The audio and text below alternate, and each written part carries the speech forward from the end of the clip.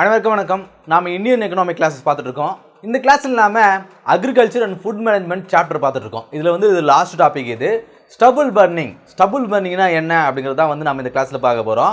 So Indian எக்கனாமிக்கில் நாம் இன்றைக்கி பார்க்க போகிறது ஸ்டபுள் பர்னிங்னா என்ன அப்படின்னு பார்க்கும்பொழுது ஒன்றும் இல்லைங்க, பர்னிங் கிராப் ரெசிடியூ அப்படின்னு சொல்கிறாங்க. அது என்ன பர்னிங் கிராப் ரெசிடியூ? இப்போ விவசாயம் பார்க்குறோம், ஒரு நெல் விதைக்கிறோம். அந்த நெல் விதைச்சி நெற்பயிராக வரும்பொழுது அந்த நெல்லை அறுவடை பண்ணும்பொழுது அந்த நெல்லை எடுத்துக்கிறோம். அந்த வைக்கோல் இருக்குது இல்லையா, அந்த வைக்கோல் தான் கிராப் ரெசிடியூ அப்படின்னு சொல்கிறாங்க. ரொம்ப லென்த்தாக சொல்லிட்டு அப்படின்னு நினைக்கிறேன். ஆக்சுவலாக வைக்கோல் தான் கிராப் ரெசிடியூன்னு சொல்கிறாங்க. இதே போல் வீட்டு இருக்குது இல்லையா, கோதுமையுடைய அந்த தண்டு, கோதுமையெல்லாம் எடுத்ததுக்கு பிறகு அந்த தண்டு இருக்குது இல்லையா, அந்த தண்டை கிராப் ரெசிடியூன்னு சொல்கிறாங்க. நம்ம எந்த பயிரை விளைவிச்சாலும் அந்த தானியங்கள் எடுத்ததுக்கு பிறகு அந்த வேஸ்ட்டாக அந்த பிளான்ட்டோட அந்த மீதி இருக்குது இல்லையா, அதுதான் கிராப் ரெசிடியூன்னு சொல்கிறாங்க. ஸோ அந்த கிராப் ரெசிடியூவை எரிக்கிறாங்க பாருங்க, அதுக்கு பேர் தான் ஸ்டபுள் பர்னிங் அப்படின்னு சொல்கிறாங்க. ஸோ இந்த ஸ்டபுள் பர்னிங்னால என்ன பாதிப்பு இந்தியாவில் நிகழுது அப்படிங்கிறத பற்றி தான் நாம் இந்த கிளாஸில் பார்க்க போகிறோம்.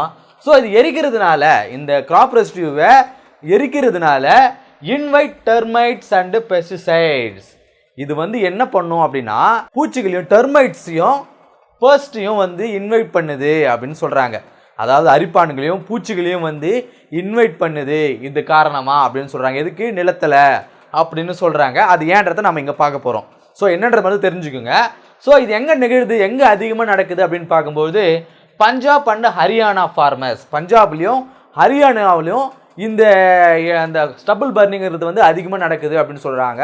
எதுக்காக இவங்க அப்படி பண்ணுறாங்க அப்படின்னு பார்க்கும்பொழுது ராபி பருவம் நம்ம பார்த்துருப்போம், ராபி பருவம் காரிஃப் பருவம் பார்த்துருப்போம். ஸோ விவசாயிகள் அந்த பயிர் வைக்கக்கூடிய அந்த பருவங்களை ராபி பருவம் காரிஃப் பருவம்னு சொல்லிட்டு பிரிப்போம். ஸோ ராபி பருவத்துக்காக ராபி பருவம் லைக் வீட், இந்த ராபி பருவத்தில் தான் அவங்க கோதுமையை விளைவிப்பாங்க. ஸோ அந்த கோதுமைக்காக அதுக்கு முன்னாடி பேடினா என்ன, அரிசி, அது மாதிரி அரிசி அவங்க பயிரிட்டிருப்பாங்க. ஸோ அடுத்ததாக வீட்டு அவங்க பயிரிடணும் அப்படிங்கிறதுக்காக வேகமாக அதை க்ளீன் பண்ணணும் அப்படிங்கிறதுக்காக இந்த ஸ்டபுள் பர்னிங் பண்ணுறாங்களாம். ஸோ இது எப்போ நிகழும் அப்படின்னு பார்க்கும்போது பிகினிங் அக்டோபர் தான் இது ஸ்டார்ட் ஆகுமா. சவுத் வெஸ்ட் மான்சூன் வித்ட்ராவ், தென்மேற்கு பருவக்காற்று இருக்குது இல்லையா, ஸோ இந்த தென்மேற்கு பருவக்காற்று முடிகிற தருவாயில் அக்டோபரில். ஸோ வீட்டு கோதுமை அப்படிங்கிறது அதோடைய பயிரிட தகுந்த காலம் அப்படிங்கிறது இந்த குளிர்காலம் தான் அதுக்கு கரெக்டாக இருக்கும். நம்ம பார்த்துருப்போம், இந்த டைமில் இந்த டெம்பரேச்சர் தான் அது விளையும் அப்படின்னு சொல்லிட்டு. ஸோ அந்த பீரியடில் அந்த ஏரியாவில் இப்போ இந்தியா இருக்குது அப்படின்னா, இந்த ஏரியாவில் ஹரியானா அண்ட் பஞ்சாப்லாம் இருக்குது இல்லையா, இந்த ஏரியாவில் இந்த சவுத் வெஸ்ட் மான்சூன் எங்கே போவோம், இப்படி தான் வரும். இந்த முடிகிற சமயத்தில் இந்த வடகிழக்கு பருவக்காற்று ஸ்டார்ட் ஆகும். இந்த வடகிழக்கு பருவக்காற்று இங்கே ஸ்டார்ட் ஆகும். ஸோ இது இவங்களுக்கு கோதுமை பயிரிடக்கூடிய நேரம். அது இந்த நேரத்தில் நாம் அரிசி பயிரிட்டு இருக்கோம். ஸோ அதை நம்ம சீக்கிரமாக க்ளீன் பண்ணிவிட்டு, ஸோ நாம் வீட்டை பயிரிடணும். ஸோ நம்ம அரிசி அந்த வைக்கோலெல்லாம் கிளியர் பண்ணிவிட்டு நாம் கோதுமையை பயிரிடணும். அதன் காரணமாக வேகமாக க்ளீன் பண்ணுறதுக்காக தான் இந்த ஸ்டபுள் பர்னிங் அவங்க யூஸ் பண்ணுறாங்களாம். ஆனால் பாருங்கள், செக்ஷன் 188 பழைய ஐபிசி சட்டத்தின்படி இப்போ நம்ம பாரதிய நியாய சங்கீதான்னு ஒன்று கொண்டு வந்துருக்கோம். ஸோ அதில் எந்த செக்ஷன் வருதுன்னு தெரியல. ஆனால் பழைய செக்ஷன் 188 பிரகாரம் இந்த ஸ்டபுள் பர்னிங் அப்படிங்கிறது கிரைம்னு சொல்கிறாங்க. இது ஒரு குற்றம்னு சொல்கிறாங்க. இந்த வைக்கோலெல்லாம் போட்டு எரிக்கிறது அப்படிங்கிறது சட்டப்படி குற்றமா, இட்ஸ் அ கிரைம் அப்படின்னு சொல்கிறாங்க. Prevention and control of pollution act மூலமாக 1981 இந்த ஆக்ட் கொண்டு வந்திருக்காங்க. என்ன? Prevention and control of pollution act 1981. இந்த ஆக்ட் மூலமாக இந்த ஸ்டபுள் பர்னிங் வைக்கோலெல்லாம் கொளுத்துறது குற்றமா. ஸோ அதனால் யாரும் இதை கொளுத்தக்கூடாது அப்படின்னு ஒரு சட்டமே ஒன்று கொண்டு வந்துருக்காங்க. எதுக்காக இவ்வளோ சட்டங்கள் கொண்டு வந்தாங்க? ஒரு சட்டமே ஏற்ற அளவுக்கு இந்த ஸ்டபுள் பர்னிங் எடுத்து அவ்வளோ மோசமானதா ஆபத்தானதா அப்படின்னா நம்ம அதை தான் பார்க்க போகிறோம். அடுத்து என்ன அப்படின்னு பார்க்க போகிறோம். சரி, இந்த ஸ்டபுள் பர்னிங் அப்படிங்கிறது அதிகமாக பஞ்சாப்லேயும் ஹரியானாவிலையும் நடக்கிறதுக்கான காரணம் என்ன?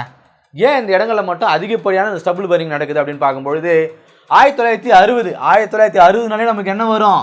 1967 கிரீன் ரெவல்யூஷன் கொண்டு வந்திருப்பாங்க. இந்த இடத்துல ஸ்டார்ட் பண்ணியிருப்பாங்க 1967 கிரீன் ரெவல்யூஷனை பார்க்கும்போது நம்ம பார்த்துருப்போம், அதிகப்படியான எங்கே அதை ஃபஸ்ட்டு கொண்டு வந்திருப்பாங்க. அந்த கிரீன் ரெவல்யூஷன் எங்கே கொண்டு வந்திருப்பாங்க?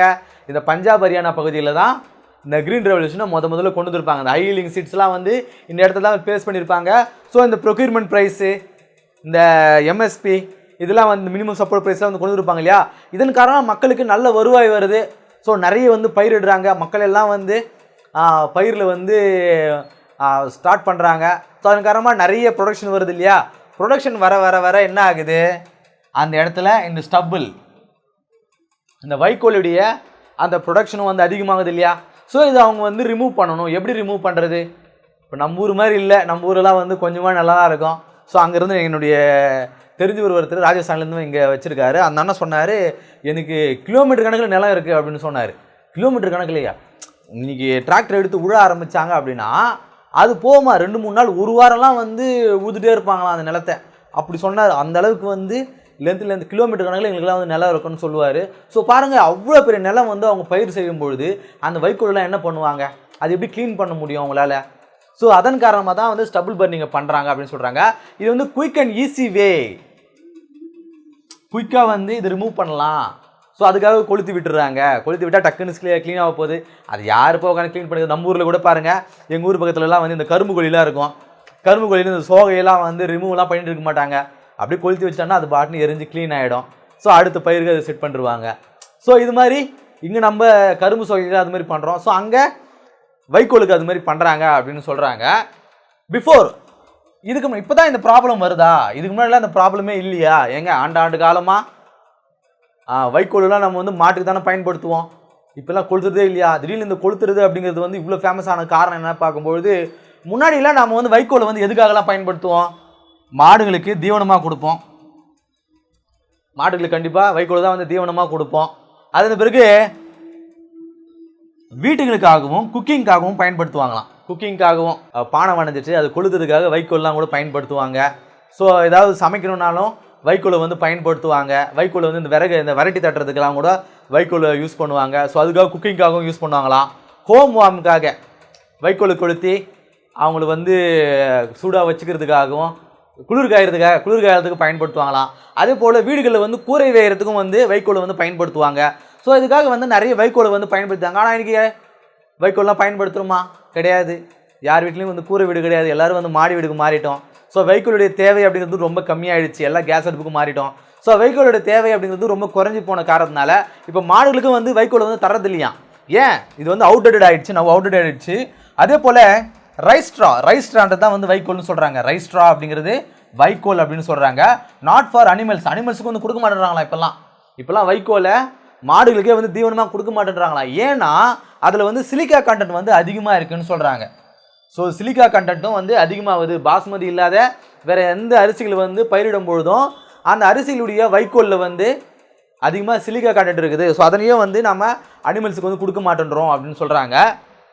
பொல்யூஷன், சரி, இந்த நம்ம முன்னாடி பார்த்துருப்போம், அந்த சிலிக்கா பர்னிங் அப்படிங்கிறது ஒரு சட்டமே ஏற்றி அது வந்து கிரைமாக வந்து ஆகிற அளவுக்கு என்ன ரீசன் அப்படின்னு பார்க்கும்பொழுது பொல்யூஷன். கிட்டத்தட்ட இந்த ஸ்டபிள் பர்னிங் மூலமாக 149 million tons carbon dioxide வந்து ரிலீஸ் ஆகுதான். 149 million tons carbon dioxide வந்து ரிலீஸ் ஆகுது அப்படின்னு சொல்கிறாங்க. அதே போல் 9 மில்லியன் டன்ஸ் கார்பன் மோனாக்சைடு வந்து ரிலீஸ் ஆகுதுன்னு சொல்கிறாங்க. ஸோ இது ரெண்டுமே ரொம்ப ஆபத்தான வாயுக்கள் இல்லையா. ஸோ இந்த மாதிரியான அதிக அளவிலான மில்லியன் டன்ஸ் ஆஃப் கார்பன் டை ஆக்சைடும் கார்பன் மோனாக்சைடும் வந்து ரிலீஸ் ஆகிறதுனால அது வந்து இயற்கைக்கு எவ்வளோ பெரிய பாதிப்பு, ஏர் பொல்யூஷன் எவ்வளோ ஆகும். ஸோ அதனால தான் வந்து அது க்ரைமாக வந்து சொல்கிறாங்க. ஸ்டபிள் பர்னிங் பண்ணால் அது க்ரைம் அப்படின்னு சொல்கிறாங்க. இதனால் என்னென்ன இஷ்யூஸ் வருது அப்படின்னு பார்க்கும்போது வின்டர் ஹேஸ் நம்ம பார்க்குறோம். அக்டோபர் மாதத்துல தான் வந்து இது வந்து உருவாக்குறாங்க அப்படின்னு. அக்டோபர், நவம்பர், டிசம்பர் இதெல்லாம் குளிர்காலம் இல்லையா. அப்போ குளிர்காலத்தில் நார்மலாகவே வந்து பனி ரொம்ப அதிகமாக இருக்கும். நம்ம பக்கத்தில் இருக்கிறதுலே நமக்கு தெரியாது.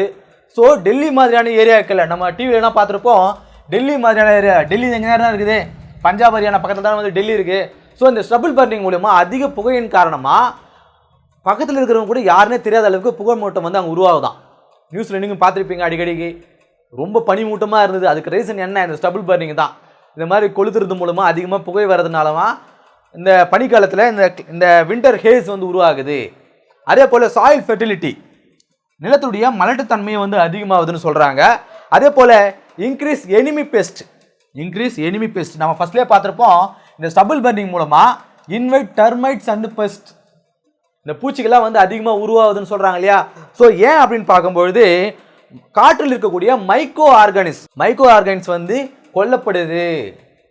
இந்த மைக்ரோ ஆர்கானிஸ் தான் வந்து இந்த பூச்சிகள் வந்து உருவாகிறது வந்து தடுக்குது. ஸோ அது வந்து இந்த ஸ்டபிள் பர்னிங் மூலமாக அழிக்கப்படும் பொழுது பூச்சிகளுடைய உற்பத்தி வந்து அதிகமாகுது. ஸோ அதை வந்து சொல்கிறாங்க. இதை தடுக்கிறதுக்கு என்னென்ன வழிகள், இவ்வளோ ப்ராப்ளம்ஸ் வந்து இந்த ஸ்டபிள் பர்னிங் மூலமாக நடக்குது இல்லையா. ஸோ இதை தடுக்கிறதுக்கு கவர்மெண்ட் என்ன நடவடிக்கைகள் வந்து எடுத்திருக்காங்க அப்படின்னு பார்க்கும்பொழுது 2019 சுப்ரீம் கோர்ட் வந்து ஒரு உத்தரவு போட்டிருக்காங்க. என்ன, கவர்மெண்ட் வந்து இதை கர்ப்லாம் வந்து தடுக்கக்கூடிய வழிகள், கர்ப் ப்ராக்டிஸ், இந்த ப்ராக்டிஸை வந்து தடுக்கிறதுக்கு நடவடிக்கைகள் வந்து எடுங்கன்னு சொல்லிட்டு சுப்ரீம் கோர்ட் வந்து கவர்மெண்ட்டுக்கு வந்து ஆர்டர் கொடுத்துருக்காங்க. அதன்படி 2020 கிட்டத்தட்ட 8000 நோடல் ஆஃபீஸர் 8000 அதிகாரிகளை வந்து நியமிச்சிருக்காங்களாம். எதுக்காக, இதை செக் பண்ணுறதுக்காக, ஸ்டபிள் பர்னிங் பண்ணுறாங்களா இல்லையா ஃபார்மர்ஸ், அதை செக் பண்ணுறதுக்காக 8000 நோடல் ஆஃபீஸர் வந்து அப்பாயிண்ட் பண்ணாங்களாம். ஸோ யாராவது வந்து அதை பண்ணாங்க அப்படின்னா, ஸ்டபிள் பர்னிங் பண்ணாங்கன்னா பெனால்ட்டிஸ், அபராதங்களை விதிக்கிறதுக்கும், அதே போல் 23,000 கிராப் ரெசிடியூ மேனேஜ்மெண்ட் மிஷின்ஸும் வந்து ஃபார்மர்ஸுக்கு வந்து கவர்மெண்ட் வந்து கொடுத்துருக்காங்க. கிட்டத்தட்ட 23,000 கிராப் ரெசிடியூ மிஷின்ஸ் வந்து கவர்மெண்ட் வந்து கொடுத்துருக்கு அப்படின்னு சொல்கிறாங்க. அதே போல் இன்சைட் டு ரெசிடியூ மேனேஜ்மெண்ட் நாம ஃபார்ம் மெக்கனைசேஷன் அப்படின்னு சொல்லிட்டு ஒரு கிளாஸ் பார்த்துருப்போம், நான் நடத்தியிருப்பேன். அந்த கிளாஸ்லேயே வந்து இன்சைட்டிவ் மேனேஜ்மெண்ட்னா என்ன, இந்த சப்சிடி வந்து எதுக்காக கவர்மெண்ட் கொடுக்குது அப்படிங்கிறத பற்றியும் இந்த ஸ்டபிள் பர்னிங் பற்றி நான் தனியாக நடத்தியிருப்பேன். ஸோ டீட்டெயிலாக நம்ம இங்கே பார்க்குறோம். அதிலே சொல்லியிருப்பேன், இந்த டிராக்டருக்கெல்லாம் வந்து மானியமாக வந்து கொடுக்குதான் கவர்மெண்ட்டு. எங்கே, இந்த பஞ்சாப், ஹரியானா இந்த பகுதிகளில் டிராக்டர் வாங்கணும். ஏன்னா டிராக்டர் வாங்கினா இந்த வைக்கோலெலாம் வந்து உழுவும் பொழுது அது மண்ணுக்குள்ளே போயிட்டு உரமாக மாறும் இல்லையா. ஸோ அது கொடுதுதானே கஷ்டமாக இருக்குது. டிராக்டர் கொடுக்கும்போது அவங்க உழுதுருவாங்க, உழுதா வந்து அந்த வைக்கோல்லாம் மண்ணுக்குள்ளே போயிட்டு திரும்ப உரமாகும் இல்லையா. ஸோ அதனால் மக்களுக்கு வந்து டிராக்டர் நம்ம கொடுப்போம் அப்படின்னு சொல்லிட்டு இண்டிவிஜுவலாக நீங்கள் போய் டிராக்டர் வாங்குறீங்க அப்படின்னா, ஒரு 2 லட்ச ரூபா ஒரு டிராக்டர் ஆகுது அப்படின்னா கவர்மெண்ட்டு 1 லட்ச ரூபா உங்களுக்கு கொடுக்குமா. இது வந்து இண்டிவிஜுவல் வாங்கும்போது 50% சப்சிடி கொடுக்குமா டிராக்டர் வாங்குறதுக்கு. இதே வந்து சிஹெச்சி கஸ்டம் ஹையரிங் சென்டர், இப்போ டிராக்டர்லாம் வாடகை கொடுக்குறாங்க இல்லையா. ஸோ அந்த மாதிரியான நிறுவனங்களையும் வச்சுருக்கீங்க, ஒரு சென்டர் இருக்குது அப்படின்னா அவங்களுக்கு வந்து 80% வந்து மானியம் கொடுதான். 1 லட்ச ரூபா ஒரு டிராக்டர் அப்படின்னா நீ 20,000 கொடுத்தா போதும், நான் 80,000 கொடுக்குறேன், நீ டிராக்டர் வாங்கிக்கோ அப்படின்னு சொல்கிறாங்களாம். ஸோ இதில் இன்சைட் டு ரெசிடியூ மேனேஜ்மெண்ட் இதன் மூலிமா வந்து கொண்டு வராங்க. இதில் வந்து என்ன ஒரு இது சொல்கிறாங்கன்னா, ஹாப்பி சீடர்ஸ்னு ஒரு மிஷின் இருக்குதாங்க. ஹாப்பி சீடர்ஸ் ஒரு மிஷின் இருக்குது. அது எதுக்காக அப்படின்னா டிராக்டரில் வந்து அதை அட்டாச் பண்ணிடுறாங்க. ஸோ அது வந்து அந்த வைக்கோல் இருக்கக்கூடிய அந்த நிலத்தில் வந்து விழும்பொழுது அந்த வைக்கோல்லாம் வந்து துண்டாக வந்து கட் ஆகி அது மண்ணுக்குள்ளே போய் அது அப்படியே வந்து உரமாக மாறுதுன்னு சொல்கிறாங்க. ஸோ அந்த மிஷின்ஸ்லாம் வந்து பயன்படுத்துங்க அப்படின்னு சொல்கிறாங்க. ஸோ மக்கள் வந்து என்னத்தான் நம்ம பண்ணாலும், கவர்மெண்ட் வந்து எவ்வளோ முடிவுகள் எடுத்தாலும் இந்த மிஷின்ஸ் வாங்கி அவங்க பயன்படுத்துவாங்களா அப்படின்னு பார்க்கும்போது கொஞ்சம் கஷ்டம்தான். ஸோ இதுக்கு என்ன சொல்யூஷன் சொல்கிறாங்க அப்படின்னு பார்க்கும்பொழுது, ஃபர்டிலைசர்ஸாக வந்து யூஸ் பண்ணுங்க. இந்த கிராப் ரெசிடியூ இருக்குது இல்லையா, இந்த வைக்கோல்லாம், இதை கவர்மெண்ட் வந்து வாங்கி எப்படி கிரைன்ஸ் வாங்குறாங்களோ அதே போல் இந்த கிராப் ரெசிடியூவை கவர்மெண்ட்ஸ் வந்து அதை வாங்கி அதை வந்து கவுடம் மாட்டுடைய அந்த சாணத்தை வந்து அதோட கலந்து அதை வந்து உரமாக மாற்றி அதை ஃபார்மர்ஸுக்கு அவங்க செல் பண்ணலாம் இல்லையா. ஸோ அங்கே ஒரு ஒர்க்கும் வந்து லேபரும் வந்து அங்கே உருவாகிறாங்க இல்லையா. ஸோ ஃபார்மர்ஸ் கிட்ட இருந்து இந்த வைக்கோலெலாம் வந்து ஒரு 5 ரூபாய்க்கு வாங்குறாங்கன்னு வச்சுங்களேன்.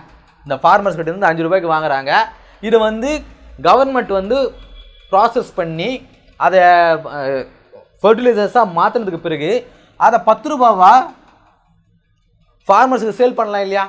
ஸோ ஃபெர்டிலைசர்ஸ் பற்றி நம்ம பார்க்கும்போது நம்ம பார்த்தோம், ஃபெர்டிலைசர்ஸ்லாம் ரொம்ப விலை அதிகம்னு சொல்லிட்டு. ஸோ நாட்டிலே இருக்கக்கூடிய ஒரு ஈஸியான ஒரு ஃபெர்டிலைசர்ஸை கவர்மெண்ட்டே அதை அண்டர்டேக் பண்ணும்பொழுது அங்கே வேலை வாய்ப்பும் கொடுக்கலாம். ஸோ இந்த ஸ்டபிள் பர்னிங்கும் தடுக்கலாம். ஃபார்மர்ஸுக்கு எளிமையான முறையில் விலை குறைவாக ஃபெர்டிலைசர்ஸ் கிடைக்குது இல்லையா. ஸோ விவசாயமும் நல்லா நடக்கும் இல்லையா. ஸோ இந்த மாதிரி மெத்தடை வந்து கவர்மெண்ட்டே வந்து அண்டர்டேக் பண்ணும்பொழுது இந்த வைக்கோலெலாம் வந்து பர்ச்சேஸ் பண்ணி அதை ஃபர்டிலைசர்ஸாக மாற்றி ஸோ ஒரு எக்கனாமிக்கும் இங்கே வந்து உருவாகும், ஒரு லேபரும் இங்கே உருவாகுவாங்க. இந்த ஸ்டபிள் பர்னிங்கை தடுக்கலாம், விவசாயிகளும் வந்து சேவ் ஆகாங்க. ஸோ இந்த மெத்தட் வந்து ஃபாலோ பண்ணலாம். ஸோ இந்த கிளாஸ் இல்லாமல் ஸ்டபிள் பர்னிங்னா என்ன அப்படிங்கிறத பார்த்தோம். அடுத்த கிளாஸில் சந்திப்போம். நன்றி.